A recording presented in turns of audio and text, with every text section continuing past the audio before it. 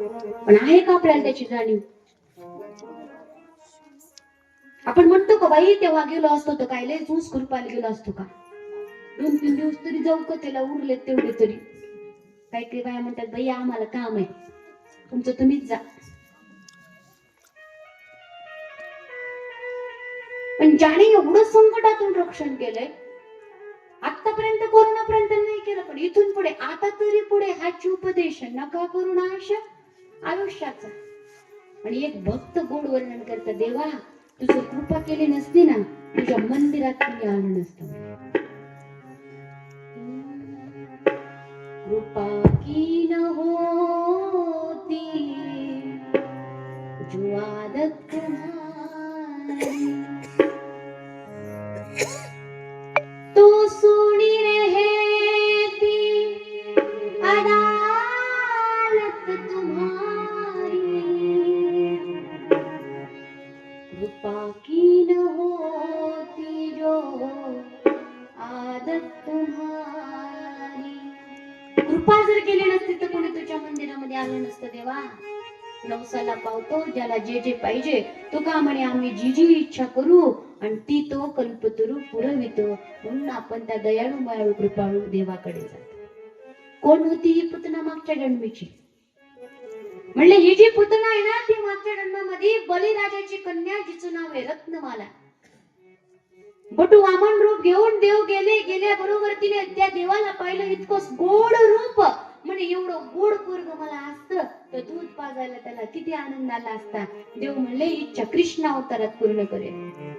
पण जेव्हा बटू वामनाने 3 पावलं दान मागितलं, 2 पावलात सगळं व्यापून घेतलं आणि 3रं पाऊल ठेवायचंय कुठं, चर्चा सुरू झाली. ती म्हणली काय खट्याळ पोरग आहे, असलं जर लेकरू मला असतं ना विष पाजून मारलं असतं.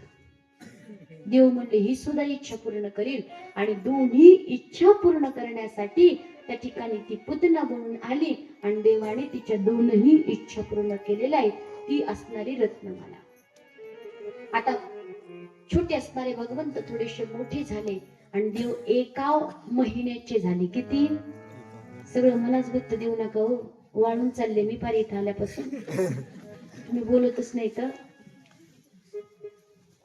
देव ज्या नक्षत्रामध्ये जन्माला आले होते ना त्या नक्षत्राचा आजचा दिवस आहे. आणि यशोदेला आनंद साजरा करण्यासाठी निमित्त पाहिजे, कारण पाहिजे. मला तुम्ही सांगा देव कोणत्या नक्षत्रात जन्माला आले?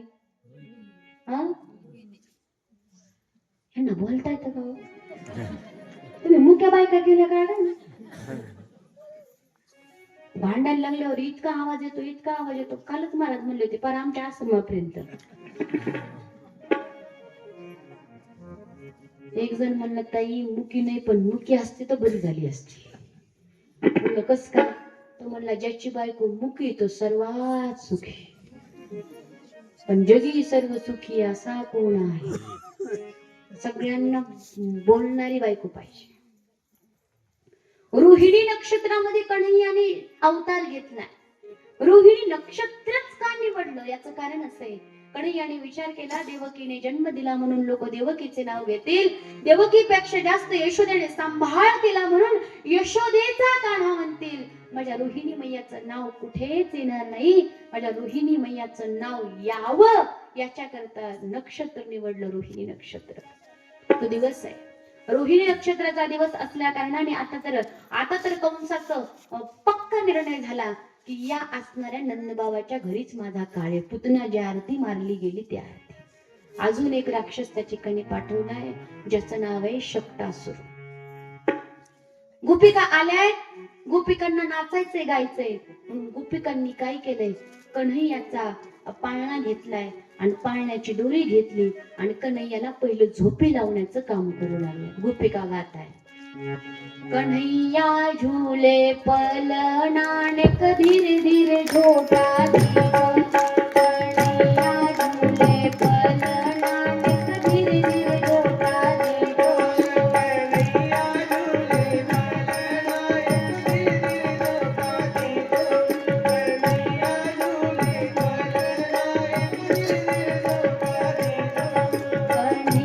झूले पलनाने धीरे धीरे झोटा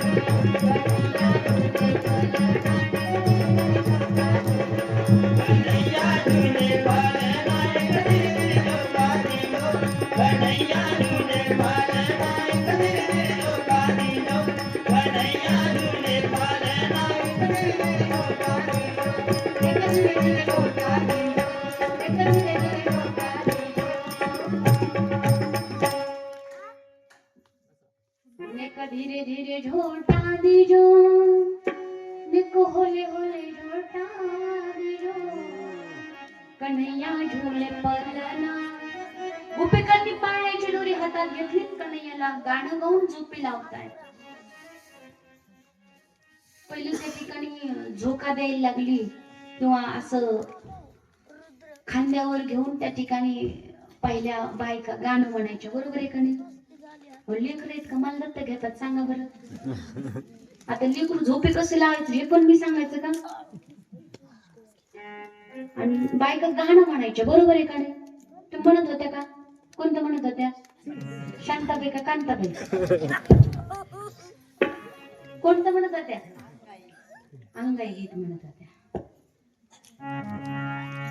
पहा तुम्ही, पाळण्यामध्ये असतानाच आमच्या मदान साने आपल्या बाळांना उपदेश केलाय. किती गोड गोड उपदेश केला. सगळे त्या ठिकाणी अभंग मदालसाचे माहित आहेत आपल्याला. पण आताच्या बाईला त्या ठिकाणी साधा अंगाई गीत सुद्धा येणार नाही. आत्ताचीला त्या ठिकाणी बाळाला झोपी लावायचं म्हणलं की मोबाईल वर गाणं लावावं लागतं. कोणतं एक बार आजा आजा आजा झलक दिखल आजा, असं झलक दिखल दाखवतं की हिला घराच्या बाहेरच काढत. कुठे जावं ते कळत नाही.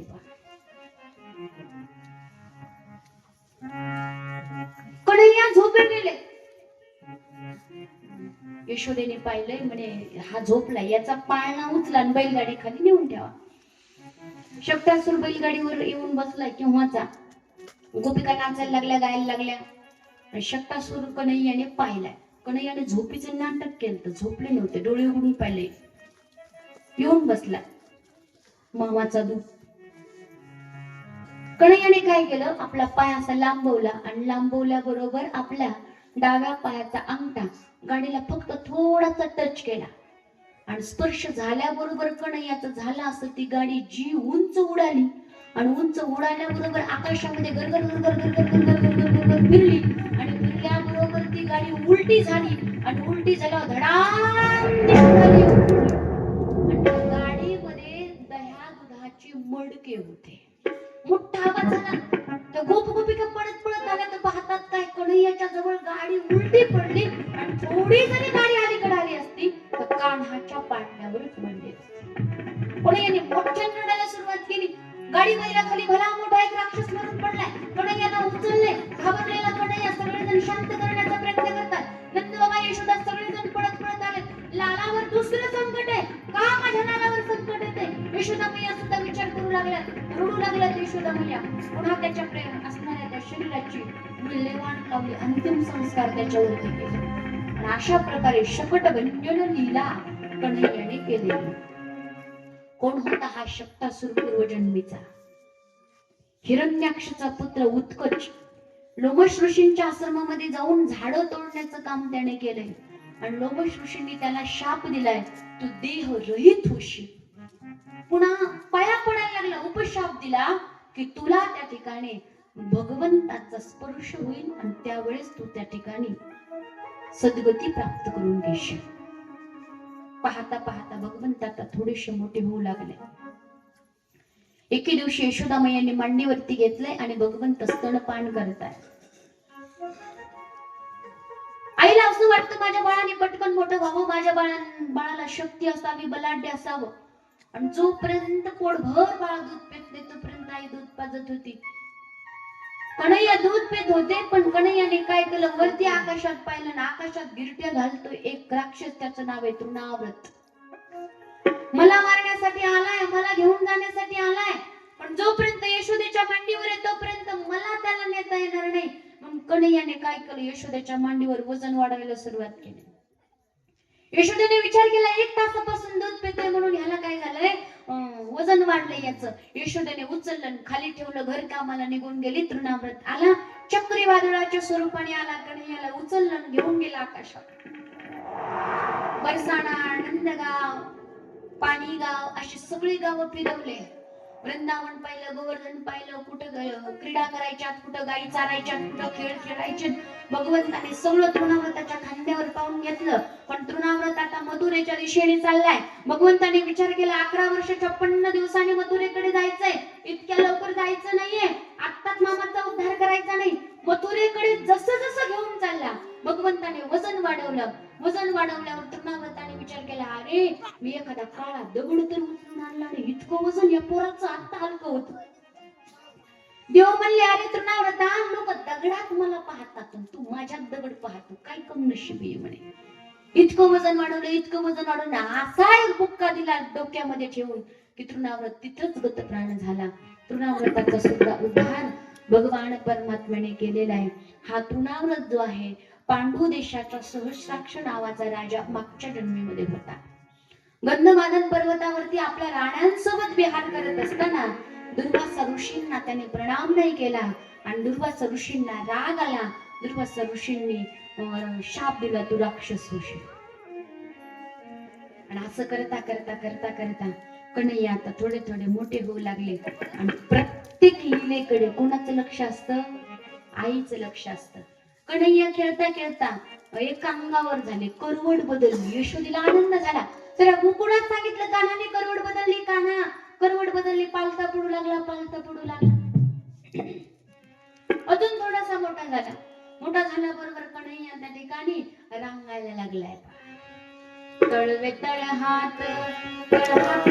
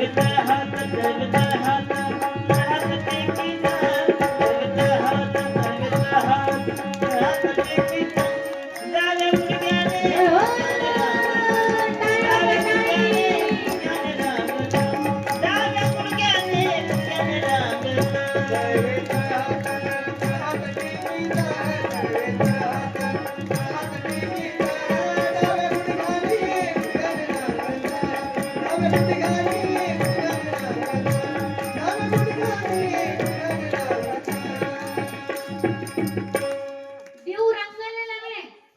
प्रत्येक क्रिया करताना आईचं लक्ष जातं. इतका आनंद आईला होतो, इतका आनंद आईला होतो की विचारूच नका. आता हे दोघं जण नाचतात तर त्यांच्या आईला वाटतं बाई माझं लेकरू कितीच गोड नाचताय. बिचारे अशा त्या ठिकाणी इतक्या मुली झाल्यात विचारूच नका. आणि ते सुद्धा इतके कलाकार आहेत. प्रत्येक गाणं म्हणतात उठा उठा तुम्ही उठा ना, ते बिचारे उठतेत आपले.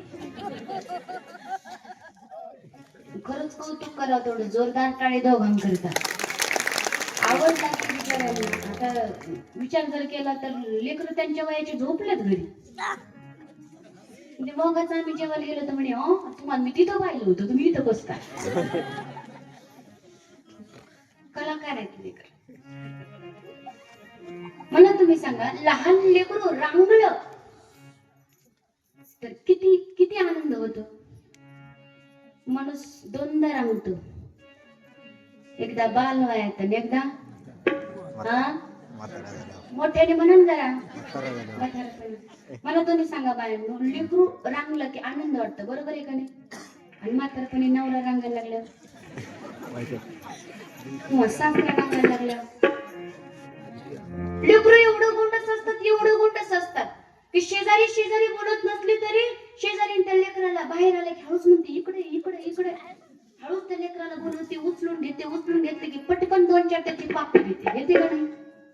मला तुम्ही सांगा, खरं सांगा. आता लेकराला उचलून घ्यायची गरज नसते तरी बाई उचलून घेते. म्हाताऱ्याला उचलून घ्यायची गरज असते तरी कोणी उचलून घेतं का?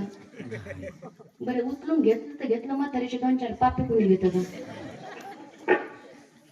उचलूनच घेत नाही तर बापे कोण घेणारे म्हाताऱ्याचे? अवघड आहे पा.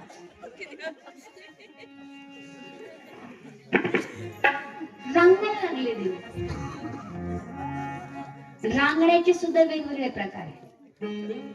कुणी 2 पायाने रांगतं, कुणी एकाच पायाने रांगतं. वर्णन करतात देव कसा रांगतोय, डाव्या पायाने रांगतोय. आमचे एकनाथ महाराज म्हणतात, असा कसा देवाचा देव ठकडा, देव एका पायाने लंगडा. असा कसा देवाचा देव ठकडा, देव एका पायाने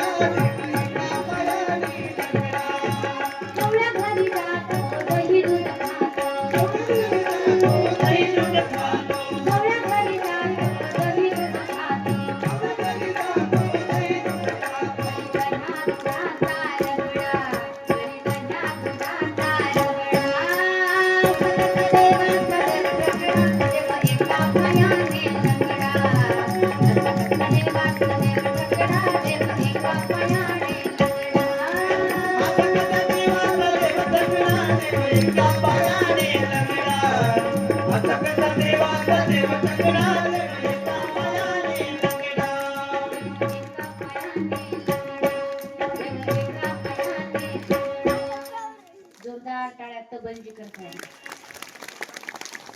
सुपडी वाजवलं गाणं तरी सोपं आहे, वाजून वाजून पोट फुटतात. तरी तुम्ही टाळ्या वाजवत नाही त्यांच्याकरता. टाळी वाजवल्याच्या नंतर कलाकारांना फार आनंद होतो. 1 लाखाचं बक्षीस दिलं सुद्धा होत नाही. एक तर टाळी वाजवत जा, नाही तर 1 लाख रुपये बक्षीस देत जा. काय करता?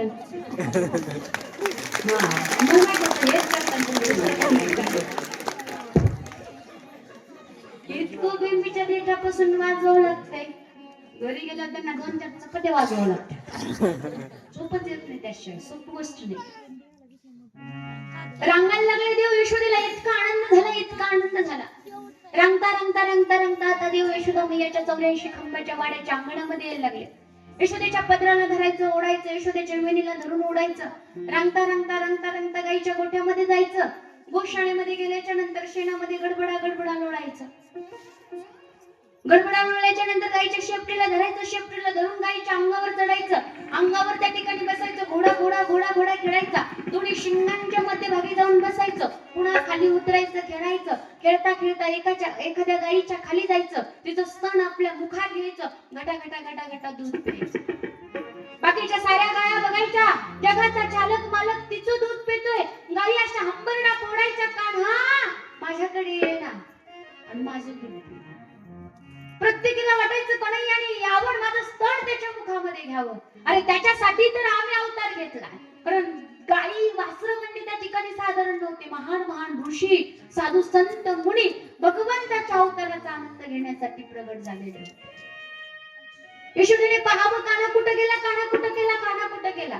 पाहता पाहता पाहता पाहता गोशाळेमध्ये यावं तर कन्हैयाने त्या ठिकाणी गाईच्या शेणात गडबडा लोळून आपलं सारं अंग शेणाने भरलेलं असावं, सारं तोंड शेणाने भरलंय. यशोदा मैयाने कन्हैयाकडे पाहिलं, कान्हा अरे काय केलं तू, सारं अंग शेणाने भरलं. आता मला तुम्ही सांगा, किती अंग शेणानं भरलं तरी आई त्या ठिकाणी एखादा कपडा पाहते का पुसायला? कशाने पुसते? पदराने. पोराला शिंबूड जर आला तर आई काय करते? पदराने पुसते. काही काही बाया हातानेच पुसतात. बरं, हाताने पुसल्यावर हात तरी धावत ना, तसंच भाकरी करायला. त्या म्हणतात मिठाची गरजच पडत नाही. इथं नाही तशा. आता किती पोरग लाडात असलं, किती लाडात असू द्या, खरं खरं सांगा, एखाद्या वेळेस शेंबूड जर आला तर बापाने आपला असा शर्ट पुढं केला आणि आपल्या शर्टने पुसला, असं झालं का? झालं का कधी? आला ना अनुभव एकदा ते. शेंबुडाला काय, धर धर धर धर धर तुझं पोरग धर, शिकेली सुकेल धर धर धर तुझं पोरग धर. पण असं मेकअप करून चांगलं शृंगार करून आलं का, पठ्ठ्याचा वाघ्या कसा आहे बाबा, अशी त्या ठिकाणी बाप असतात. पण आईच्या प्रेमाची तुलना शब्दात करू शकत नाही. यशोदेने आपला कमरेचा पदर काढावा आणि कितीही महागाचा शालू असू द्या, पैठणी असू द्या, आपल्या पदराने कन्हैयाचं तोंड पुसून काढावं, कन्हैयाला आणावं, स्वच्छ धुवावं, पुन्हा तेवढा शृंगार करावा. असं करता करता करता करता कन्हैया थोडेसे मोठे झाले आणि थोडेसे मोठे झाल्याच्या नंतर कन्हैया आता एक एक एक एक एक एक पाऊल टाकायला लागले. आणि एक एक एक एक पाऊल टाकायला लागले की इतका आनंद झाला, इतका आनंद झाला की विचारूच नका. यशोदेने पैंजण आणले आणि कान्हाच्या पायामध्ये बांधले. एक पैंजण पाऊल टाकला की छुमछन आवाज यायचा, इतका आनंद व्हायचा. पुन्हा दुसरा पाऊल टाकायची, छुमछन असा आवाज यायचा. पुन्हा कन्हैयाला इतका आनंद झाला की कन्हैया पाय आपटू लागले, घुंगराचा आवाज यायला लागला.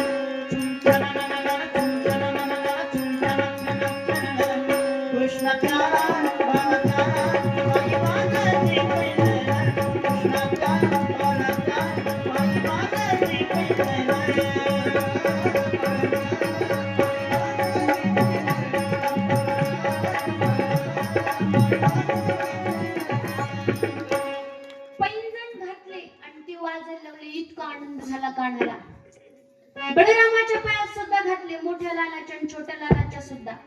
आणि कन्हैयाला इतका आनंद झाला, इतका आनंद झाला, पैंजणाच्या तालावर कन्हैया त्या ठिकाणी नाचायला लागला. आणि पहिल्यांदा ठुमका मारलेला यशोदेने पाहिला आणि यशोदेला इतका आनंद झाला. यशोदा म्हणते, अरे लाला तुला कुणी शिकवलं नाचायचं? आता आता शुकदेवने परीक्षित राजाला सांगतात, राजा साऱ्या जगाला आपल्या इशाऱ्यावर नाचवणारा देव, त्याला काय गरज आहे कोणी नाचवायला शिकायची? पण यशोदा म्हणते, कोणी शिकवलंय सांग ना काना. यशोदेने एका बोटाला बलरामाला धरलंय, एका बोटाला कृष्णाला धरलंय, तिघांचं गोल रिंगण केलंय आणि 84 खंबाच्या वाड्याच्या अंगणामध्ये यशोदा त्या ठिकाणी ताल दाखवू लागली आणि कन्हैया आणि बलराम यशोदेच्या तालावर नाचायला लागले. नाचे नंदलाल नचावे हरि की मैया, नाचे नंदलाल नाचे नंदलाल यशोदा मैया, नाचे नंदलाल नचावे हरि की मैया, नाचे नंदलाल नचावे हरि की मैया, नाचे नंदलाल.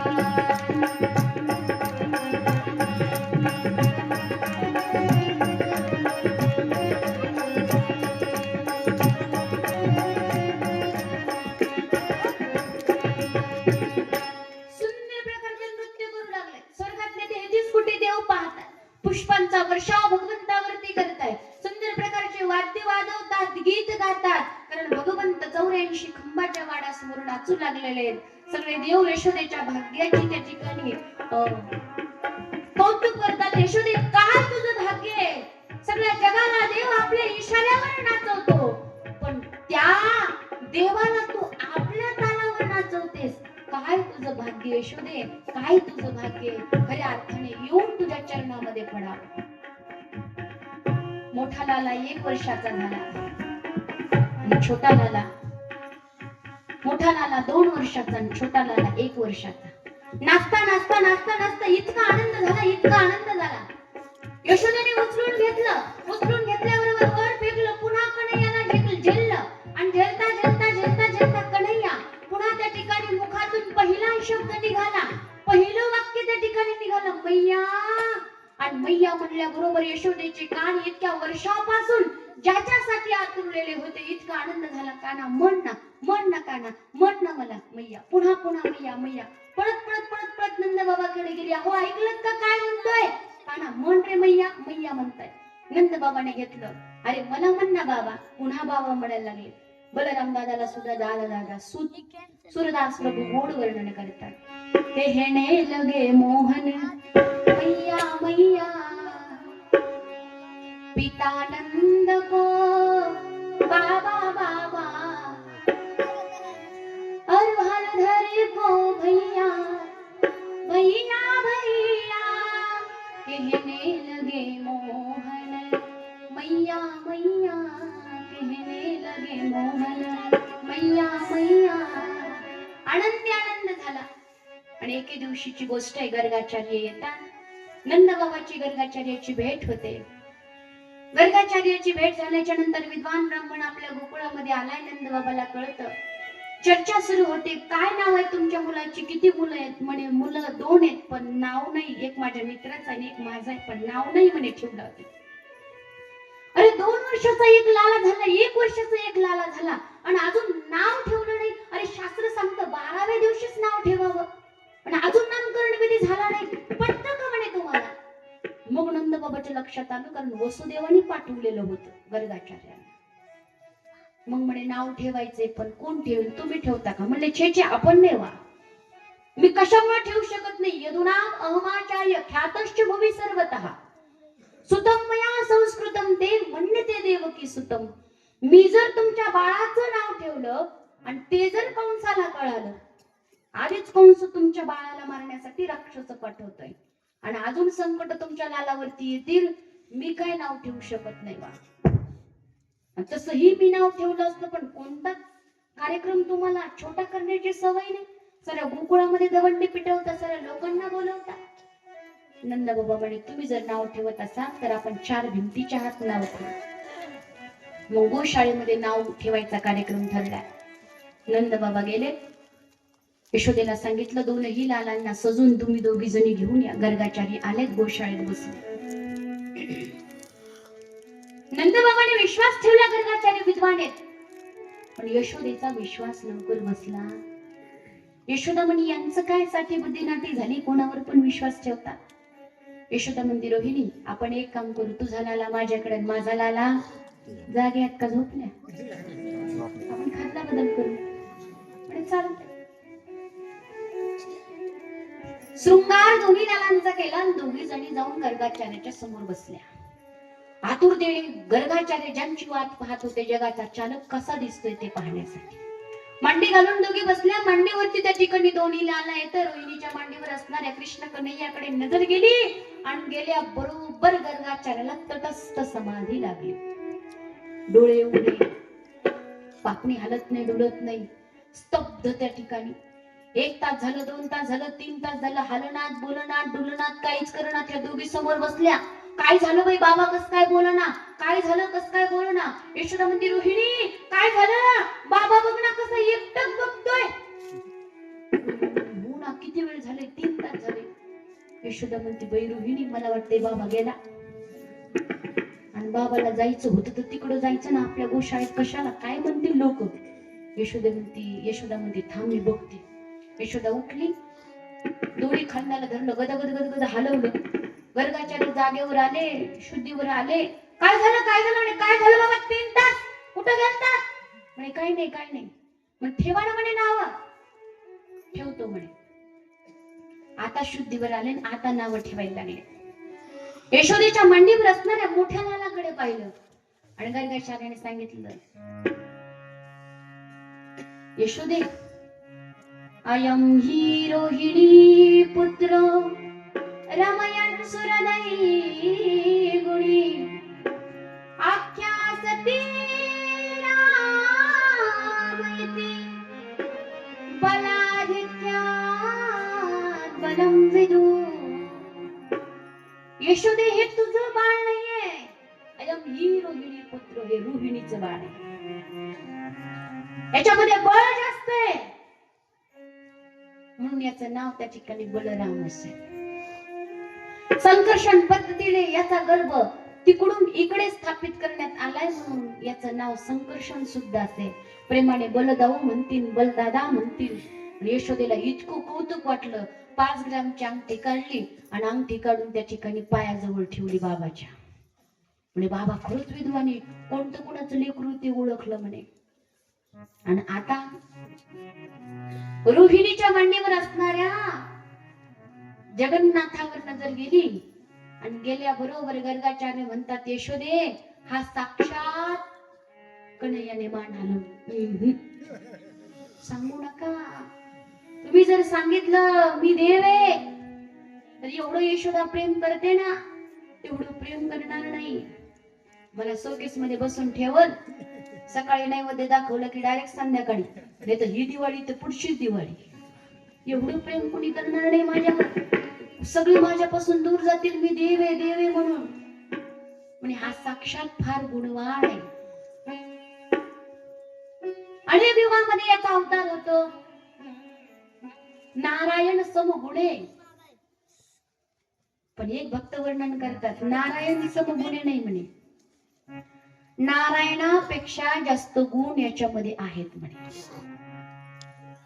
नारायणाच्या हातात भास्त्री नाही, नारायणाने कधी माखन चोरी केली नाही, नारायणाने कधी मटकी फोडली नाही, आणि नारायणाने गोपिकांचं चित्त चोरलं नाही. हे जास्त गुण म्हणे कन्हैयामध्ये, ते कृष्णामध्ये. म्हणजे याला अनेक नाव आहेत. सगळ्यांचं चित्त आपल्याकडे आकर्षित करून घेतोय म्हणून करिष्य इति इति कृष्ण, सावळा विग्रह याचा आहे. अनेक नाव आहेत त्याला.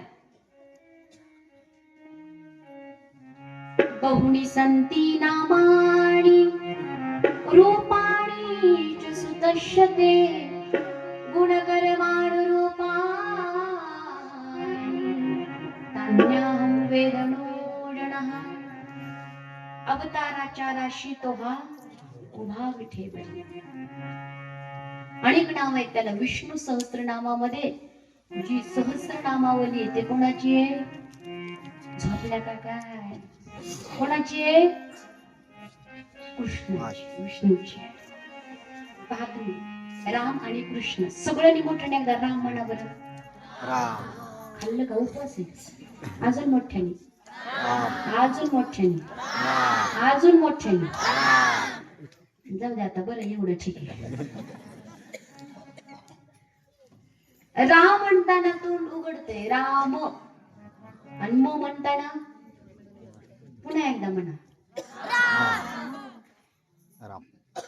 राम म्हटलं की तोंड उघडतंय, म म्हणले की पटकन बंद होतंय.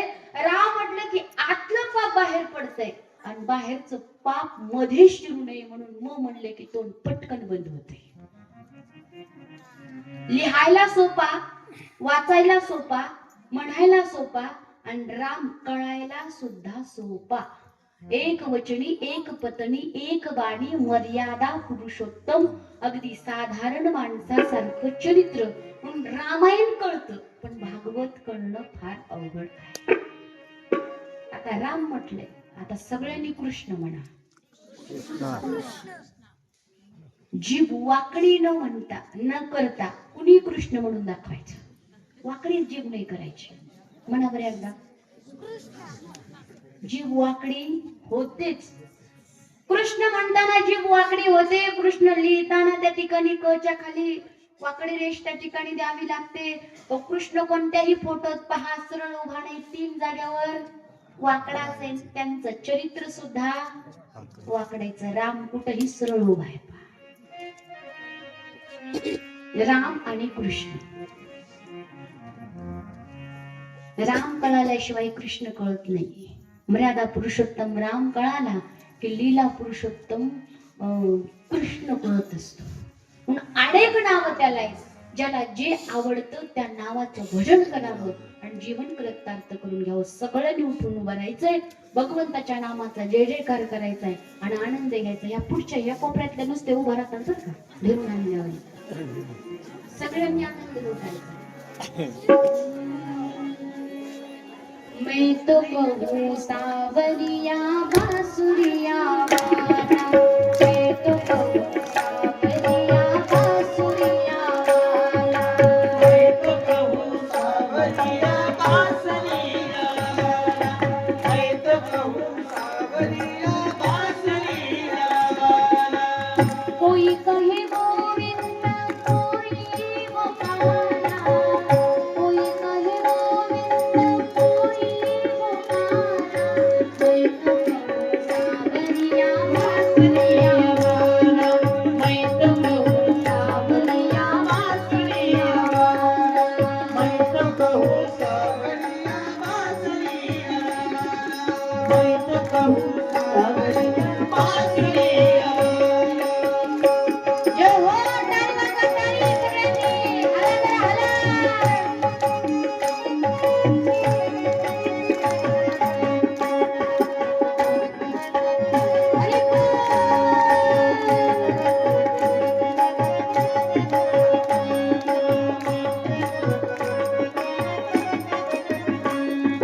राधा ने श्याम कहा मीरा ने गिरिधर, कृष्णा ने कृष्ण कहा कुबरा ने वटीवर, कानों ने तुमको,